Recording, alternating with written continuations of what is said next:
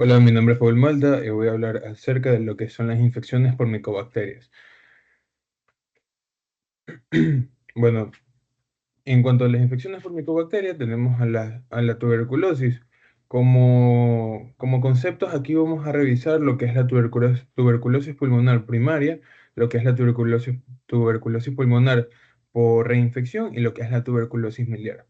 Bueno, como tuberculosis primaria, vamos a revisar lo que son sus conceptos, vamos a revisar también cómo son sus signos radiológicos, ¿verdad? Lo mismo con la tuberculosis a repetición o por reinfección.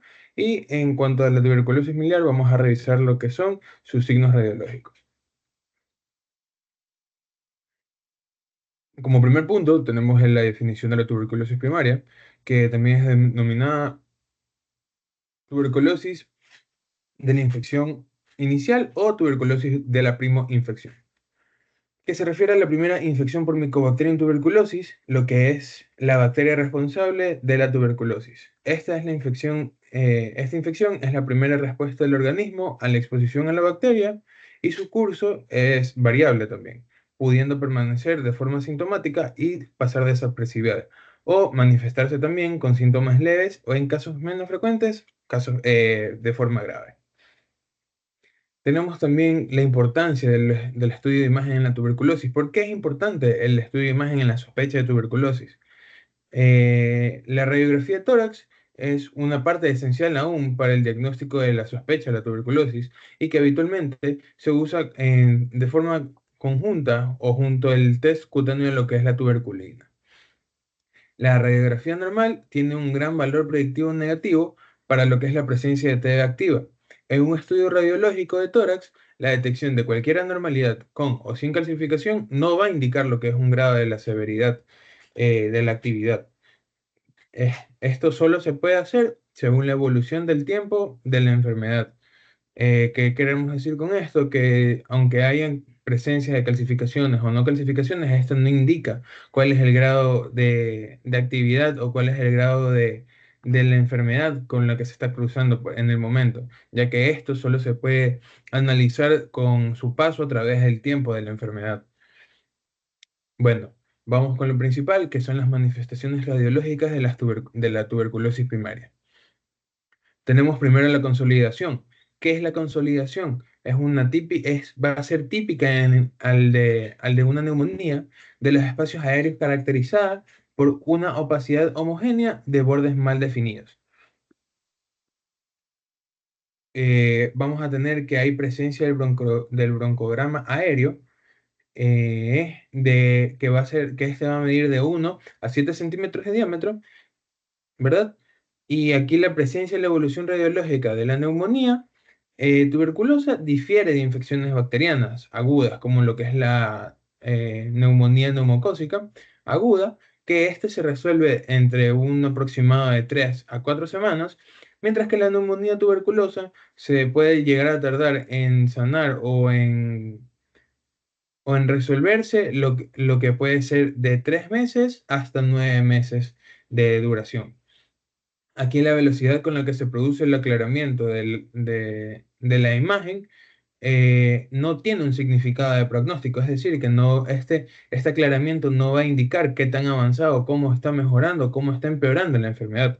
Y este no indica que hay un éxito terapéutico. ¿Qué queremos decir con esto? Que no indica si va habiendo mejoría o no con el tratamiento que se le está dando al paciente, que es directamente para él. Aquí podemos ver cómo la radiografía de tórax frontal va a revelar lo que es una consolidación parenquimatosa de forma unifocal y con adenopatías paratraqueales derechas, que es lo que se puede ver en esta flecha negra, ¿verdad?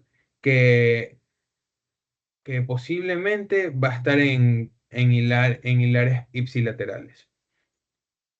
La consolidación, esta se presenta como una consolidación parenquimatosa unifocal y de forma menos frecuente la presentación multilobar. Esto se da en el 25% de los casos y esta suele afectar simplemente a todo el lóbulo medio de lo que es el pulmón.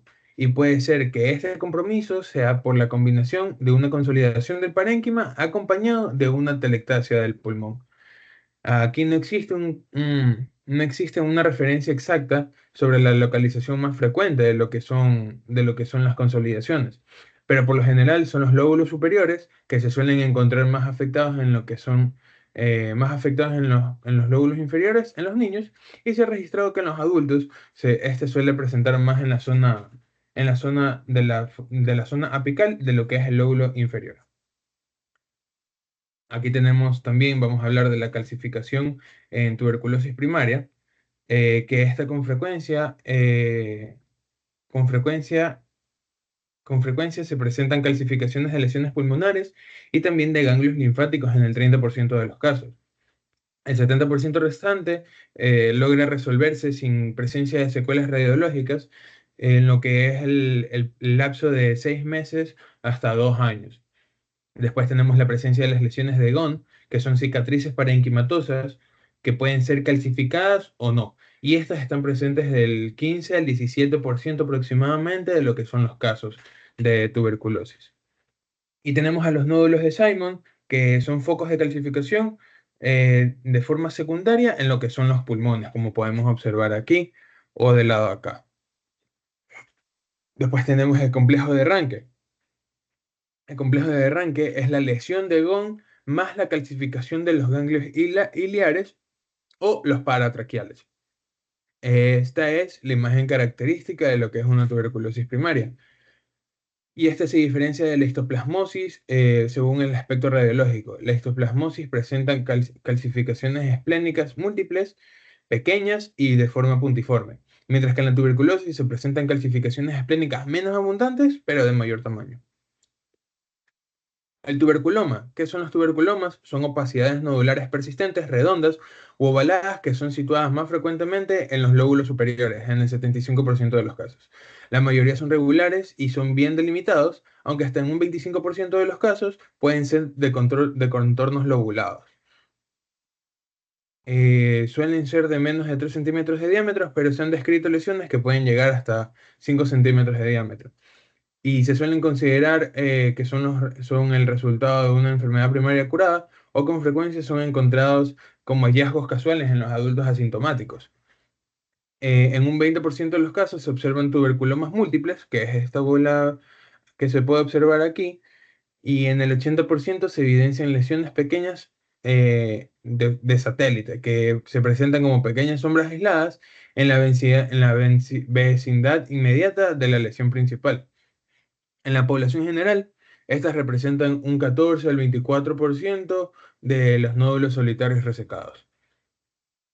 Ahora tenemos la presencia de la cavitación. ¿Qué es la cavitación? La cavitación es una forma de manifestación, una forma extraña de la tuberculosis primaria en lactantes y niños que viven en comunidades de forma expuesta desde hace tiempo al bacilo tuberculoso. Y ha sido encontrado en un 7 a un 29% en los casos de los adultos. ¿Cómo aparecen estos espacios? ¿Cómo se ven estos espacios? Aparecen como un espacio radiolúcido dentro de las lesiones pulmonares que son visibles en las radiografías de tórax y suelen tener bordes irregulares y pueden asociarse a consolidaciones pulmonares. Afección de la vía aérea. En este caso vamos a tener la presencia de atelectasia, que con frecuencia se presenta en niños menores a 2 años y menos común en niños mayores, que son el 9% y en adultos el 18%. Su causa es la obstrucción endobronquial o compresión extrínseca por adenopatías. El bronquio infantil es más susceptible por su menor calibre y en adultos es menos frecuente por el mayor diámetro de sus vías aéreas. De forma rara se presentan una hiperinsuflación obstructiva por mecanismos valvulares. Aquí tenemos una imagen de una radiografía de una tuberculosis primaria de forma posterior que va a revelar una atelectasia del segmento medial del lóbulo medio y la broncoscopía confirmó la presencia de un granuloma endobronquial. ¿Cómo se ve la telectasia? Se ve claramente como un colapso segmentario o lobar que afecta típicamente al segmento anterior del lóbulo superior o al segmento medial del lóbulo medio. Es una sombra densa, de forma persistente, que desaparece al resolverse la compresión ganglionar. La evolución puede resolverse si un ganglio se perfora el árbol bronquial, liberando la compresión, y en adultos puede simular carcinoma broncogénico. En niños pueden quedar secuelas broncográficas como distorsión y dilatación del árbol bronquial. Tenemos también la presencia de linfadenopatías, que están presentes en un 96% de los casos de niños con tuberculosis primaria. En adultos se observan del 10 al 43% y especialmente en mujeres jóvenes de raza negra. Su localización habitual es en los ganglios biliares, paratraqueales derechos y menos comúnmente en subcarinales y de la ventana aortopulmonar. Y suelen ser unilaterales, solo del lado derecho, pero pueden llegar a ser bilaterales del 31% de los casos. Se suelen observar con consolidación parenquimatosa o atelectasia, pero a veces son la única evidencia radiológica. En cuanto a sus manifestaciones radiológicas, es una prominencia iliar mal definida, mejor vista en radiografía lateral, y la tomografía computarizada es más sensible para detectar adenopatías intratorácicas. La adenitis mediastínica con ganglios mayores a 2 centímetros muestra áreas centrales de baja atenuación y anillo de realce periférico tras contraste. Las adenopatías pequeñas pueden realzar poco o nada. El diagnóstico se hace con la biopsia ganglionar que es necesaria cuando no hay un esputo bacteriológico positivo, que se suele dar solo en el 40% de los casos. Adenopatías tuberculosas captan galio 67. El derrame pleural, su aparición se da entre los 3 y 7 meses después de la exposición inicial. El pronóstico es el patrón radiológico de mejor pronóstico y con menos complicaciones. La complicación que suele ser rara es el empiema, la fístula broncopleural, erosiones óseas, fístulas pleurocutáneas. ¿Y cómo se va a ver? Se va a ver como un derrame unilateral de moderada a gran cuantía. Se puede llegar a observar en las radiografías borramiento del ángulo costofrénico o opacidad homogénea en la base pulmonar. En algunos casos queda como un engrosamiento pleural residual. La tuberculosis miliar, que es la tuberculosis miliar, es la forma diseminada de tuberculosis por vía hematógena, poco frecuente, pero de forma grave. Su frecuencia se detecta radiológicamente con significancia clínica en 1 al 7% de los casos y es más común en niños de menos de 2 años, ancianos e inmunodeprimidos. Su diseminación puede haber diseminación temprana sin hallazgos clínicos ni radiológicos y lesiones radiológicamente visibles pueden tardar mayor o de igual forma que 6 semanas en aparecer. En cuanto a los hallazgos radiológicos, tenemos que en la radiografía de tórax se van a ver opacidades nodulares pequeñas de 2 a 3 milímetros con distribución difusa y uniforme en ambos pulmones, de leve predominio en los lóbulos inferiores. En casos avanzados pueden alcanzar hasta 5 milímetros y dar aspecto confluente tipo tormenta de nieve. Y en la tomografía computarizada hay mayor sensibilidad que la radiografía. Muestran nódulos de 1 a 2 milímetros con distribución perivascular y periseptal. Puede verse engrosamiento nodular de los septos interlobulares con patrón arrosariado, similares a linfangitis carcinomatosa. Y las complicaciones raras son los neumotórax y neumomediastinos.